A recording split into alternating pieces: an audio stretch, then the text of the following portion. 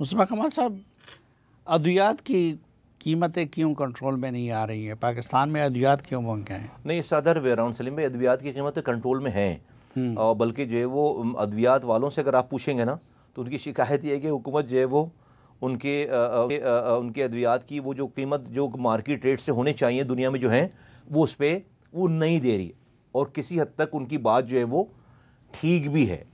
ठीक भी, हमने कोई 100-150 के करीब अद्वियात को डीरेगुलाइज किया है केयर टेकर ज़माने में, अच्छा काम किया ज़बरदस्त।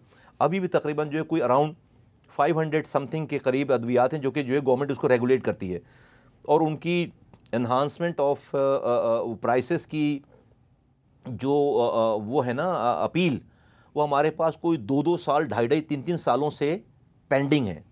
सो मच सो कि कुछ, मैं नाम लिए बगैर, कुछ अद्वियात की कंपनीज़ ने क्या किया कि वो कोर्ट में चली गई, वहाँ उन्होंने जस्टिफाई किया हमने रेट नहीं बढ़ाया, कोर्ट ने रेट बढ़ा दिया उनके, और वो कोर्ट के दिए हुए रूल पे वो जो है वो दवाएं बेच रही हैं।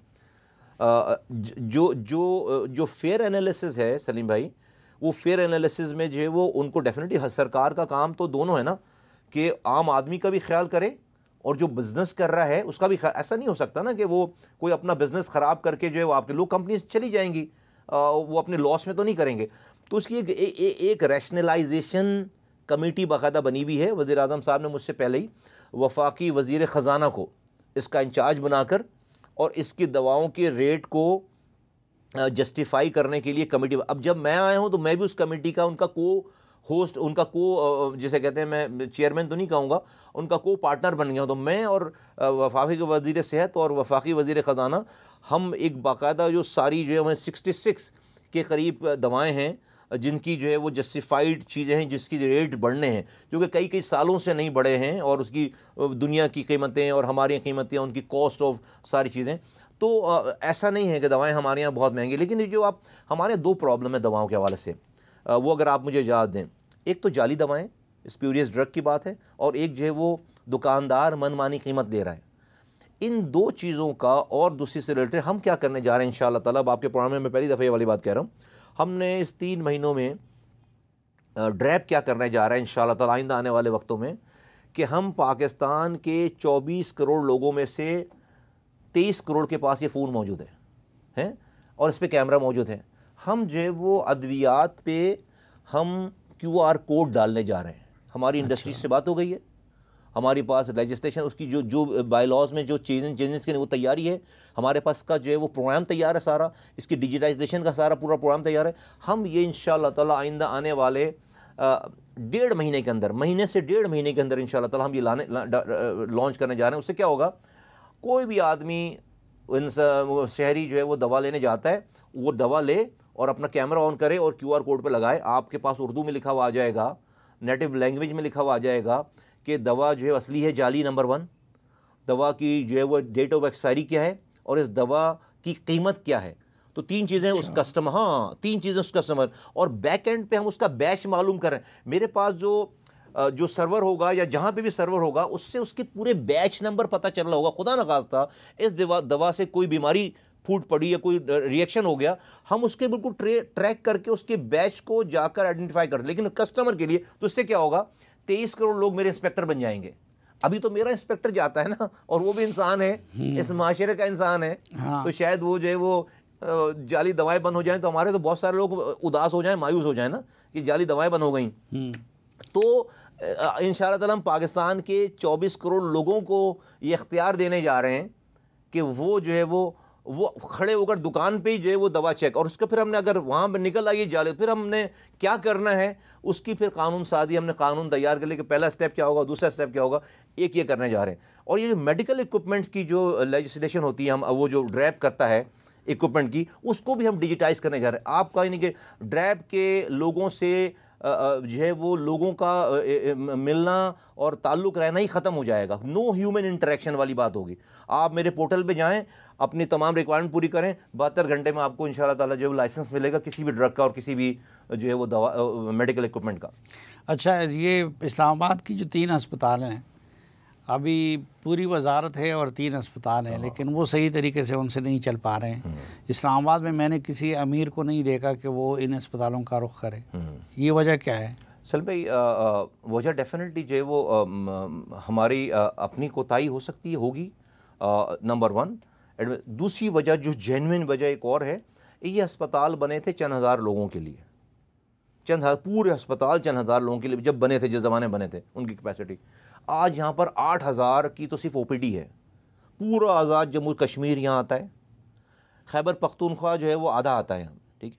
और जो कैपेसिटी थी वो 1966 के हॉस्पिटल हैं, 76 के हॉस्पिटल हैं, वो तो चंद हज़ार, उस वक्त इस्लामाबाद की भी पॉपुलेशन ये नहीं थी। Number one.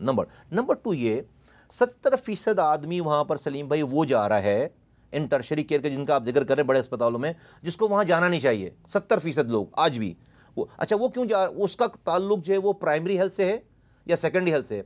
अच्छा वो क्यों जा रहा है, वो जहाँ से अपने घर से निकल कर यहाँ तक आ रहा है, उसको बीच में कोई प्राइमरी हेल्थ केयर नहीं मिल रहा उसे, कोई उसको BHU, कोई उसको डिस्पेंसरी नहीं मिल रही, कोई उसको जो है वो प्राइमरी हेल्थ केयर सेंटर नहीं मिल रहा, तो वो एंडेड अप जो है टर्शरी केयर पे जाकर हिट करता है। वो क्या कर रहा है कि अगर आपको दिल का दौरा पड़ा है, खुदा न खास्ता किसी को कोई एक्सीडेंट हो गया, वो जो टर्शरी का के केस आ रहा है, उसने प्राइमरी वाले ने उस जगह को ऑक्यूपाई कर लिया, डॉक्टर को ऑक्यूपाई कर लिया, वो आने के बाद वो परेशान, तो कोलैप्स हो गया सिस्टम सारा।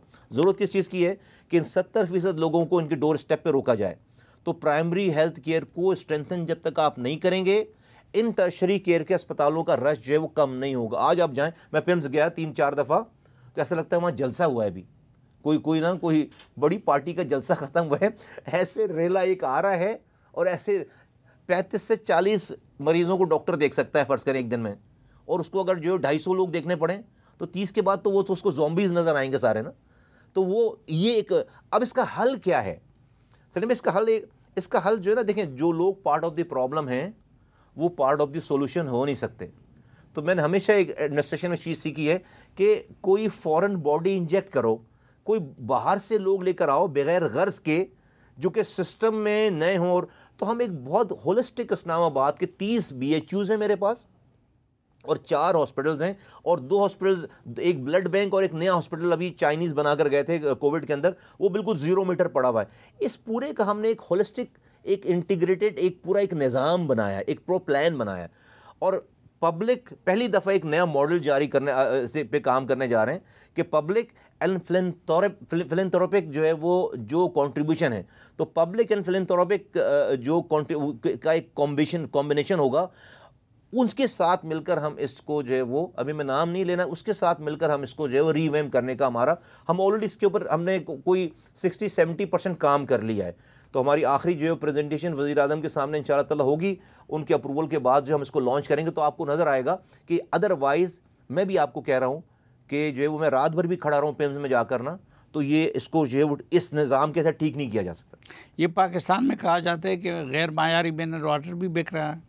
हाँ बिल्कुल, बिल्कुल बिक रहा है, लेकिन जो है वो ये वाला काम, इसकी जो है वो देखभाल या इसकी रोकथाम, साइंस एंड टेक्नोलॉजी में एक डिपार्टमेंट है जिसकी जिम्मेदारी ये वाली इस काम की है, वो हमारे अंडर में नहीं आती वाली बात। अच्छा, वो आपके अंडर नहीं, नहीं हमारे आती। अंडर में नहीं आती। तो आगे अब फिर आपके इरादे अब क्या है सलीम भाई? हमने तो जो है वो जिसे कहते हैं कि रोज़ ये सोच कर के रात आती है कि भाई सुबह नहीं होगी और आज रात में सारे काम कर लेने हैं, तो हमने तो जो है वो लंबी प्लानिंग कर नहीं रखी है।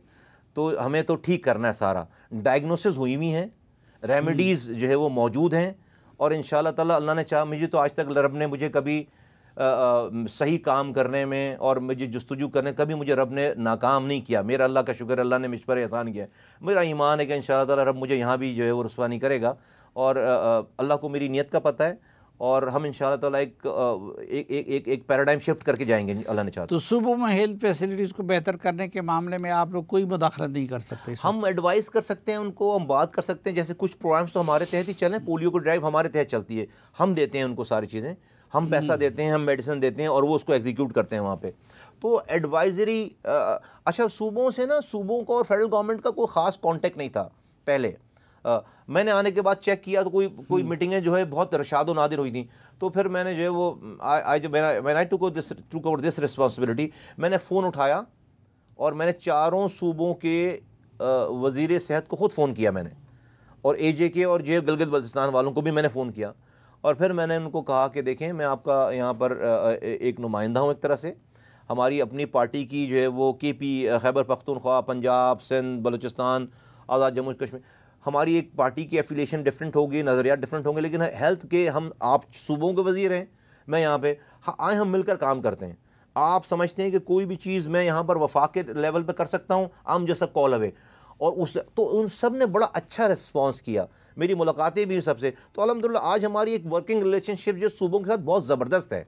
मैं किसी से भी बात कर सकता हूँ, हमारी कोई हिंड्रेंस नहीं है। KP के, हमारे खैबर पख्तूनख्वा के हेल्थ मिनिस्टर साहब ने भी, सिंध के भी हेल्थ मिनिस्टर साहिबा ने भी, पंजाब के भी हेल्थ मिनिस्टर साहब, और जो है वो बलूचिस्तान के, इस तरह से आज़ाद जम्मू कश्मीर, तो हमारा एक बहुत अच्छा। तो मैं अथॉरिटी तो डेफिनेटली 18 अमेंडमेंट के बाद नीचे डिवॉल्व हो गई है एग्जीक्यूशन की, लेकिन जो है वो हम गुफ्तगू करते हैं, बात करते हैं, और जो भी हम अभी हेपेटाइटिस C है, हेपेटाइटिस C में हम दुनिया के नंबर 1 मुल्क को आ गए। 1 करोड़ 10 लाख इंसान हमारे हेपेटाइटिस C लेकर घूम रहा है, 1 करोड़ 10 लाख। 76 बिलियन का एक प्रोजेक्ट हमने पायलट प्रोजेक्ट कर लिया गिलगित बल्तिस्तान में 4 यूसीज में। अब इजिप्ट के मॉडल पे इजिप्ट ने 6 सालों में पूरे मुल्क को स्क्रीन करके दवा देकर हेपेटाइटिस फ्री कर दी। हेपेटाइटिस C की दवा है, मेडिसिन मौजूद है।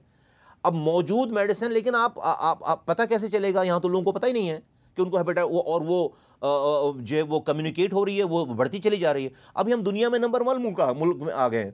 पोलियो में हम जो है वो 2 ही मुल्क रह गए। तो आई मीन ये बड़ी अजीब सी बात है ना, कि हम न्यूक्लियर पावर हैं एक तरफ हम दुनिया में जो है वो एक्सेलेंस प्रोड्यूस कर रहे हैं, और एक तरफ हम जो है वो, तो मैं समझता हूँ कि थोड़ी सी तवज्जो, थोड़ी सी जो है वो उसके अंदर एफर्ट के साथ हमें इन चीज़ों से बाहर निकलना है। तो अभी हम बहुत हैवी कैंपेन इसकी शुरू करने जा रहे हैं हेपेटाइटिस C की, कि हमें हेपेटाइटिस C से पूरे मुल्क को जो है वो आज़ाद करना है। इसकी मेडिसिन मौजूद है, गवर्नमेंट फ्री में मेडिसिन देने जा रही है, गवर्नमेंट फ्री में उनको स्क्रीन करने जा रही है। तो ये होगा सारा सूबों के ज़रिए, सूबे और हुकूमत वफाक मिलकर ये काम करेगी।